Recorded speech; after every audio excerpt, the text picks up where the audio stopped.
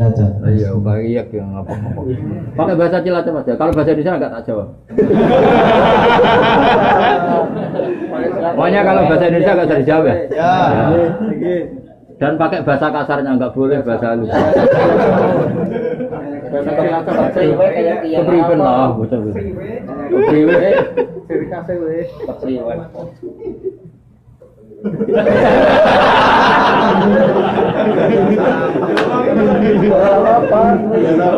Biasa apa itu? Kalau nggak apa-apa saya jawab.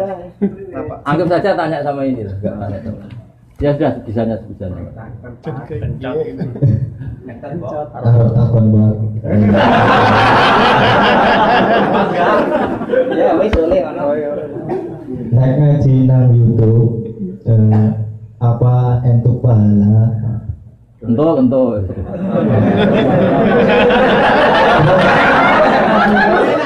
Apa sanatnya bisa nyambung? Bisa. Sanat itu gini loh ya. Saya sering dapat pertanyaan sama dari Cilacap. Siapa namanya? Gunawan. Oh bagus. Gunawan tuh manusia ada gunanya. Iya kan? Orang kaya jutawan kan gitu. Tukang pewarta hartawan. Tukang ada gunanya. Maka kalau nyuruh sama ini gunanya banyak. Ya semua yang nyuruh pakai ini aja. Pasti gunanya banyak. Jadi orang kalau kaya jutawan, pewarta wartawan. Ya. Kalau orang kelayaban bisa tawan wisata, tukang kelayaban kan. Jadi apa? Tawan. Kalau banyak gunanya Gunawan. Kalau banyak masalah. Begini ya, jadi ngaji saya di YouTube itu dari awal sudah saya ikhlaskan lillahi ta'ala, dan otomatis secara sanad itu tersambung. Yang ada syarat ketat itu kalau mau jadi mufti. Ya jadi apa? Mufti itu orang yang punya otoritas menghukumi halal haram, syarat tidak sahnya sholat atau syarat sah tidaknya nikah itu nggak boleh hanya sekedar ngaji di YouTube. Tapi kalau syarat ingin tahu kebaikan sudah cukup. Karena kebaikan itu ma'ruf, mudah dikenal oleh Jadi kalau syarat-syarat yang ketat harus ketemu gurunya, ngaji lama, terus akhlaknya harus baik, hafal Quran, hafal hadis, itu syarat untuk mufti, ya Pak? Mufti itu begini loh, fatwa sesuatu yang jelimet itu namanya mufti. Kalau sampean kan nggak perlu seperti itu. Makanya dengar ngaji saya yang bisa dilakukan, yang nggak ditunda itu sudah selesai. Dan potongannya ya nunda semua. Misalnya saya ngaji, wajib gak orang nyaur utang? Ayo jawab. Wajib. Tahu toh? Ditunda apa langsung? Tunda. Ketika kangen keluarga wajib gak terus ingin pulang atau ngirimin? Tapi ketika ada tadi kantor cabang gitu pikirannya mulai macam-macam. Nah, kenapa kalau mufti syaratnya ketat? Karena mufti itu akan menimbang hukum yang kayak iya kayak tidak. Itu harus orang alim, nggak boleh hanya lewat YouTube.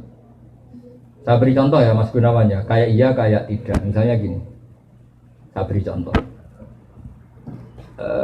Kerja di Korea itu baik apa enggak?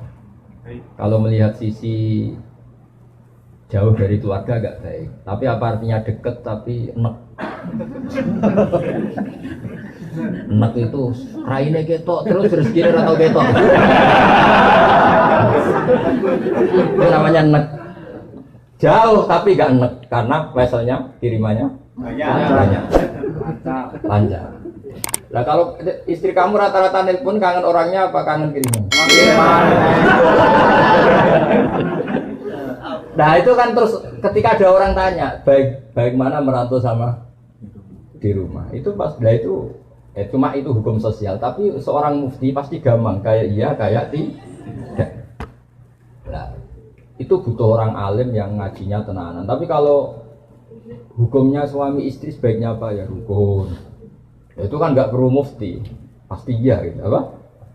Pasti ya. Jadi saya jawab ya, jadi kalau ngaji lewat YouTube itu sudah sah. Cuma tetap saja nggak sah kalau sebagai mufti. Mufti itu menentukan hukum halal haram. Misalnya kamu marung di warung Korea yang terkenal misalnya masak babi. Tapi yang kamu makan benar-benar telur atau ayam. Hukumnya gimana? Mesti mufti itu mikir.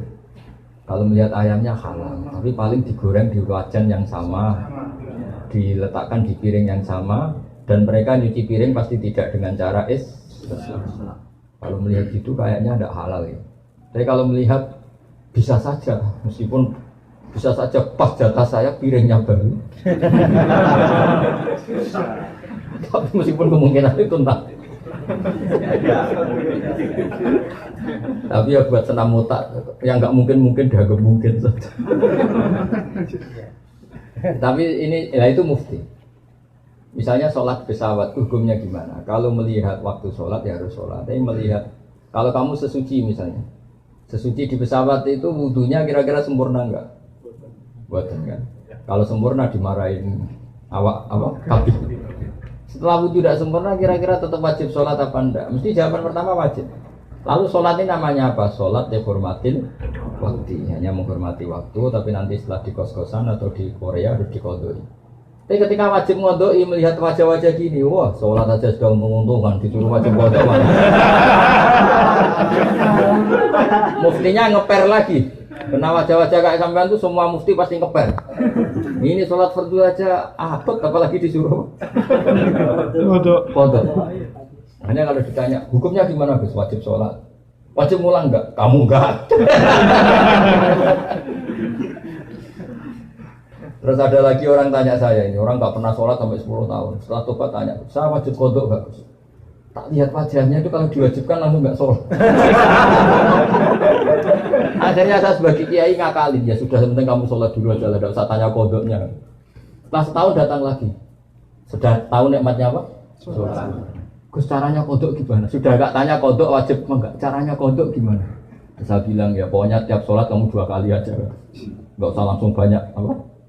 Tiap sholat 2 kali. Yang satu untuk sholat wajib hari ini, yang satu untuk nyaur utang yang dulu. Karena kalau langsung dihitung 10 tahun tuh sebulan kali 5, 10 hari aja berapa? 10 hari kali 5 waktu sudah 50. Berarti tiap 1 bulan 150. 150 kali 12 berapa? Banyak ya. Kali 10 tahun. Lihat raweh saja dia takut apalagi. Nah, wajibnya kodok itu sesuatu yang mudah dikenali. Tapi ngitung loyalitas orang pada agama. Rai-rai gini, rai-rai tobat musiman gini. Kalau langsung diwajibkan itu malah apa bahaya. Makanya bilang ya sudah sholat dulu aja. Katanya kiai harus ngodok ikut 10 tahun sudah, saya sholat dulu aja, tidak usah tanya itu. Makanya dulu tuh ada cerita unik. Ini guyonan saya sebagai penghormatan pada Korea palsu ini ya. Ada kiai itu kan rata-rata anaknya cantik. Kalau anaknya tidak pati cantik, ya rapati kiai. Kiai betul itu rata-rata anaknya cantik. Karena istrinya rata-rata ya. Kalau kiai istrinya jelek ya agak musibah. Tapi bisa bikin kantor cabang kan? Ini provokator itu. Apa pengesahan apa ya? Pakai kartu apa? Enggak, kantornya itu. Dia mengistilahkan istri kedua itu. Singkat cerita itu anaknya itu cantik. Ya dulu itu enggak ada akses ke dalam kecuali harus jualan apa? Air. Jadi ada orang santri itu agak nakal dia. Ingin tahu ningnya kalau dalam bahasa pondok itu ning. Taman karena saya yakin semua yang ngaji saya di sini itu masih ada sisa-sisa santri. Karena orang Indonesia hebatnya gitu, kecilnya mesti dolanan di musola, nguyoyo di musola, ya kan, baiknya orang Indonesia kan, iya kan, karena rata-rata kita pas kecil itu kan nyon sewu miskin, yang ada jeding itu di musola. Sekarang keluarnya tamer-tamer di Indonesia ke saya gitu, semenjak masjid bagus, kamar mandinya bagus. Kadang orang mau ke masjid itu bukan karena ingin jamaah, kudu ngising di rumah lari ke masjid. Ya kan sekarang banyak enggak? Banyak karena kamar mandi masjid lebih bagus. Yang parah kalau mau tidur Kang Ali, di rumah enggak ada AC, enggak ada kipas angin. Kalau ngantuk ke masjid. Kipasnya dinyalin. Di daerah kamu ya gitu. Di sini. Ya. Di kos-kosan nggak ada kipas, di sini masjid ada. Ada sih, malah sih di sini. Itu mau itikaf kok mau nikmati hidup. Nikmati hidup. Ya alhamdulillah kok Allah nggak apa-apa lah. Dekat masjid sudah baik. Meskipun niatnya tidak baik, semoga tetap apa? Baik. Singkat cerita dia itu pura-pura jualan apa? Air. Kiainya senengnya begini. Ben baru kayak anakku disenengi, banyu murah soalnya. Kiainya wali, jadi tahu kelakuan tadi santrinya tadi. Di Barno, biarin dapat air murah, loyal. Lama-lama dibilang gini sama kiai. Kamu senang sama anak saya? Iya Pak ya. Syaratnya kamu harus jamaah di depan 40 hari. Kalau itu selesai, nanti kesini tak nikahkan sama putri saya. Oh semuanya bukan main. Dia jamaah terus di depan. Ini di Masjid Haram, cerita ini di Mekah. Nggak diserahkan, nggak di Solo. Jadi ini cerita kelas internasional, bukan kelas apa? Setelah itu semangat dia. Syaratnya 40 hari di soft awal. Ya imamnya tentu imam Masjid Haram, nggak masuk imam enggak ini. Kalau di sini nggak jadi wali 40 hari belum jadi wali. Ini di Masjid Haram yang satu sholat sama dengan 1000 sholat. Ya 1000 rakaat. Kalau sholat di sini satu sholat kan benar-benar satu. Kalau di sana lipatannya kan berapa? 10.000. Ada yang bilang pokoknya ribuan, ratusan ribu, ya, terserah hitungnya sampai 40 hari. Hari ke-40 selesai sama kiainya digandeng santri. Ayo nak pulang ke rumah saya. Tak kawinkan sama anak saya sesuai perjanjian.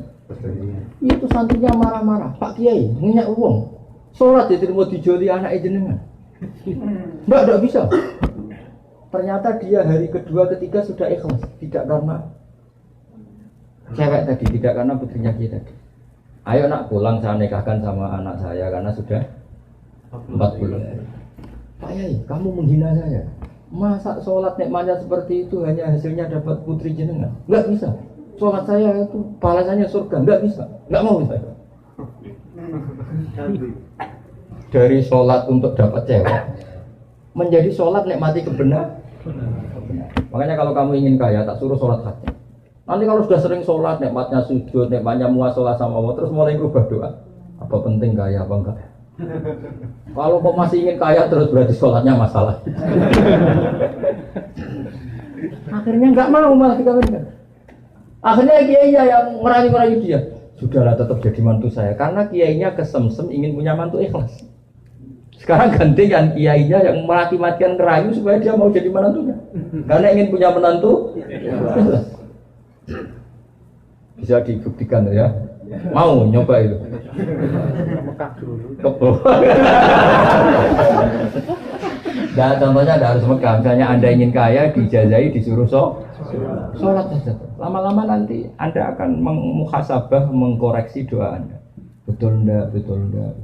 Nah, Anda suka cewek, mati-matian, cinta mati. Setelah kamu sholat, nanti mesti ada alamat. Ternyata mimpi gambarnya angin topan. Saya pernah punya teman, sholat istikharah. Gambarnya itu angin topan. Ya macam-macam. Ya itu jadi itu artinya wasta'inu bisabri apa? Karena kita tidak pernah tahu yang maslahat untuk kita itu ke depan itu apa, kita tidak pernah. Makanya semuanya kita serahkan pada Allah Subhanahu. Ya, mungkin sampean kalau hidup di Jawa karena tetangga roh kiai kadang rapati senang.